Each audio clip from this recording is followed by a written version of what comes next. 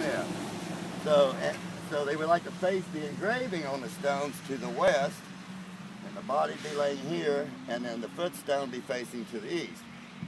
And for one reason, they didn't like walking over the graves then either. So this gave them the layout that if they were looking for Frank Smith, they could start at the end of the row, and they see FS, they could walk to the end of the row, come back around, and then see the engravings on the stone. I think they even thought if you pointed at the grave, your finger would fall off. And there's a whole bunch of little folk things that taboo.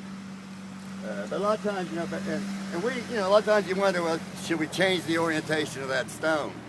I've had one guy, he wanted me to change the orientation of the stones in the yard simply because he thought the bad weather came from the west, and if we faced them all east, they would wear better. Well, I wouldn't do that. He was adamant about it, so I told him to get somebody else. I'm a restorationist. I like to put yards back in a restored condition as they were once.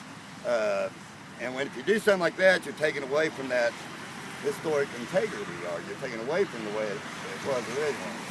So, but that's one reason I think a lot of people do change the orientation of the stone.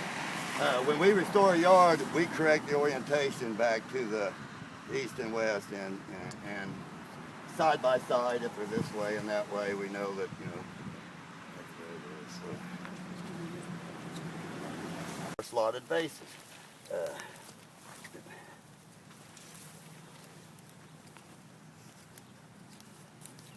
Okay, so yay, be a geek.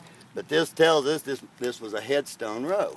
So, you know, when you get in an area that you're really trying to do some working, we can go with this one. And like I say, I'm about getting into Mickey's classification here. I do have the Union Steward on me.